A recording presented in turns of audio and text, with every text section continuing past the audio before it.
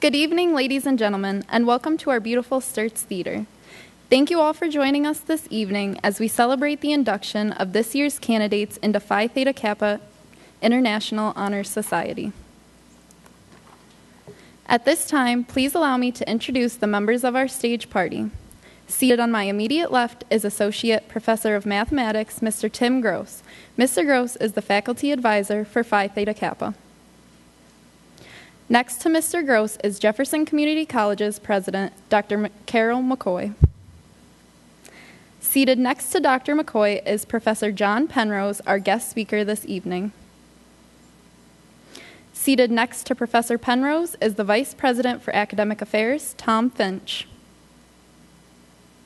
In the second row, we have this year's Tau Xi chapter, President Sarah Donato. Seated next to Sarah is our chapter vice president, Brittany Tanner. Seated on Brittany's left is this year's secretary, Tricia Cornair. To the left of Tricia is our treasurer, Justin Medina. My name is Emily Skank, and I am honored and thrilled to be your MC for the evening for this important celebration of excellence at Jefferson Community College. We are here to recognize and celebrate the efforts and accomplishments of these candidates as they are inducted into Phi Theta Kappa, the International Honor Society of two-year colleges. Tonight, they join a select membership invited by their high level of academic achievement, and we celebrate this important milestone in their academic career with them. They join stimulating company, to be sure, successful leaders in business and government service, famous athletes, musicians, and actors all share the fellowship of Phi Theta Kappa. Our candidates tonight will join these ranks because they are worthy and will proudly share their excellence with the world.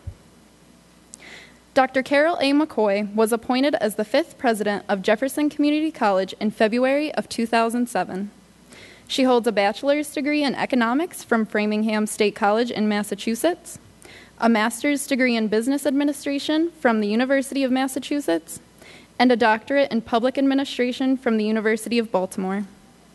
In addition to her leadership role at the college, Dr. McCoy serves the community on the board of directors of WPBS, the United Way, and the Victims Assistance Center. She is also a member of the Fort Drum Regional Liaison Organization and the Watertown Rotary Club. She is an active member of the New York Community College Presidents Association, where she is also the secretary. Please welcome Dr. Carol McCoy.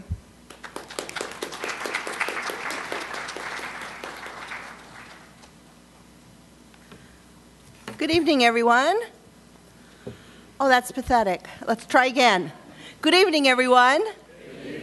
It's a great evening, isn't it? Congratulations to all of our new Phi Theta Kappans. It is indeed a pleasure and an honor to be with all of you today to celebrate your accomplishments. And welcome to the friends and family members of our inductees. Your support makes a great difference towards the success of our students. I think we need to give friends, family, etc. a little round of applause, students.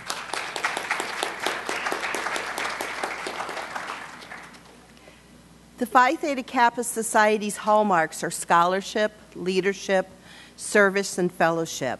And tonight's induction ceremony is in recognition of our students' significant academic achievements, your exemplary service, and your outstanding leadership.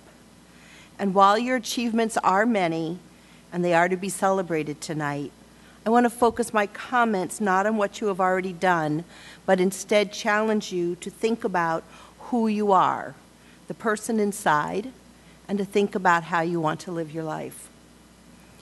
Throughout your academic life, you've been measured by your accomplishments, your grades, projects, athletic victories, all kinds of things. And you have indeed proven that you're our best and our brightest, or you wouldn't be with us this evening. And you're going to continue to have many, many accomplishments throughout your lives. I know that all of you are going to have many academic successes to come. And I'm very comfortable in predicting that you're going to have great career accomplishments. Within this room, there are people who are going to go on to be even world-class in their endeavors. There are going to be those of you who will be inventors or writers or artists. Some of you are going to become CEOs, or you might become a college president. Some of you will become politicians. You might become community leaders. Many of you will raise families. But the one thing I know for sure is that the list of your accomplishments is going to be great, and it's going to be as varied as the people in this room. But I contend that there is a lot more to life than just having accomplishments, that effort is a big part of the equation. Because accomplishments are what the people around you see, but the effort is the part of who you really are.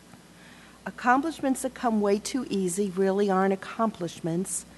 They're just things that happen. It's hard work and effort that give you satisfaction. Coach Vince Lombardi said the difference between a successful person and others is not a lack of strength, nor a lack of knowledge, but rather in a lack of will. Will is effort. Franklin Delano Roosevelt understood that accomplishment alone was not enough, but that you needed effort as well.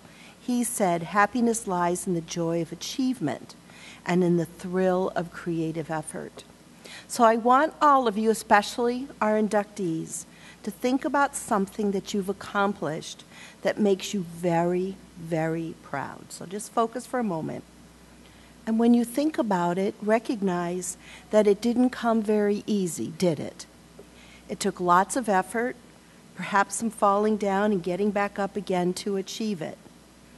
And whether others recognize the effort that it took for you to accomplish something, you always know how much it took for it to happen. That's why you remember it.